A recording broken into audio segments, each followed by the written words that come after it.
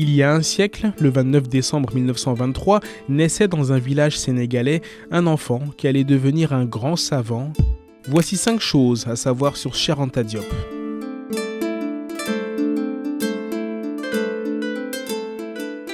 Cheikh Anta Diop est né dans une famille aristocratique réputée pour sa tradition intellectuelle musulmane.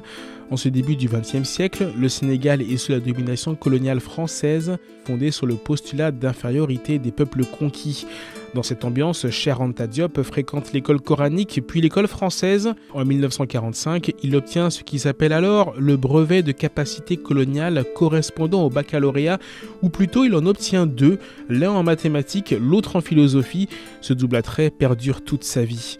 En 1946, il entre au lycée Henri IV à Paris en classe préparatoire aux écoles d'ingénieurs. Il s'inscrit parallèlement à la Sorbonne en philosophie où il suit en particulier l'enseignement de Gaston Bachelard. En 1949, il s'engage dans une thèse d'État à 2 volets, l'un sur l'origine des anciens Égyptiens et l'autre sur le devenir de la pensée africaine. Ce travail de recherche paraît de manière retentissante en 1954 aux éditions Présence africaine sous le titre Nation nègre et culture. Dans le même temps, il acquiert une formation en physique et chimie nucléaire après s'être entretenu avec le savant français Frédéric Joliot-Curie.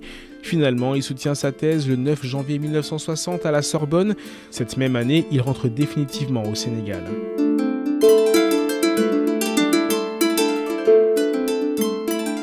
Ces travaux remettent fondamentalement en question plusieurs des théories communément admises. Entre autres, il récuse la hiérarchisation des races qui est sans fondement scientifique. Il soutient l'origine africaine des populations humaines actuelles, s'opposant à la théorie polycentrique. Il démontre l'historicité des sociétés noires africaines, invalidant le postulat de non-historicité posé par des philosophes et historiens européens. Il démontre le caractère noir africain de la civilisation égyptienne pharaonique. Dans les années 70 et 80, Cheikh Anta Diop est sollicité par l'UNESCO pour participer au projet d'écriture de l'histoire générale de l'Afrique et de celle de l'humanité. Il joue un rôle important dans leur réalisation. C'est en particulier dans ce cadre qu'est organisé le colloque international d'égyptologie du Caire de 1974, dont Cheikh Anta Diop est l'initiateur.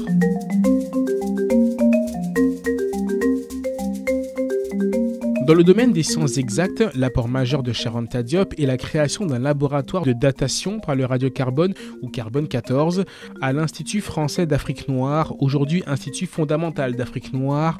L'IFAN est alors dirigé par le naturaliste Théodore Monod.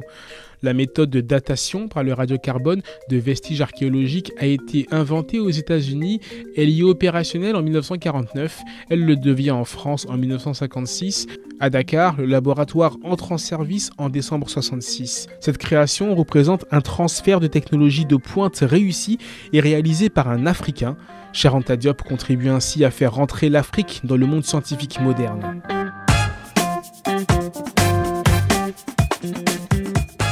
En 1950, Cheikh Anta Diop décide de militer au sein du Rassemblement démocratique africain et s'engage plus résolument dans la lutte anticoloniale. En 1952, dans son article intitulé « Vers une idéologie politique africaine », il lance le mot d'ordre d'indépendance de l'Afrique et de construction d'une fédération continentale.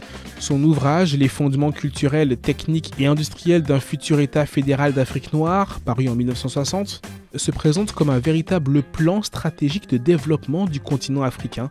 Au Sénégal, Cheikh Anta Diop crée plusieurs partis d'opposition au régime en place, présidés par Léopold Sédar Senghor, puis par Abdou Diouf. Cheikh Anta Diop et ses compagnons de route considèrent en effet que les orientations gouvernementales ne sont conformes ni aux aspirations ni aux intérêts du peuple sénégalais et des Africains en général. Ils en dénoncent le cadre néocolonial. L'action politique de Cheikh Anta Diop contribue à ancrer la démocratie au Sénégal.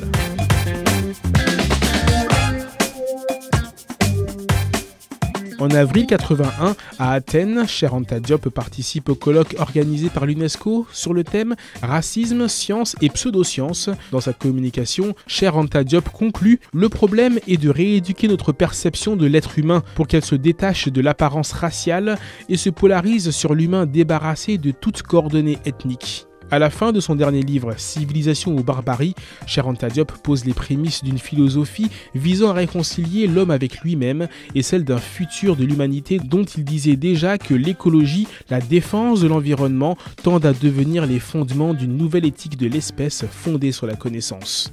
Cheikh Anta Diop décède le 7 février 1986 à son domicile de Dakar. Il repose à Kétou, son village natal. D'origine française, son épouse Louise-Marie Diop Maes, historienne et docteur en géographie humaine, est également inhumée à Kétou.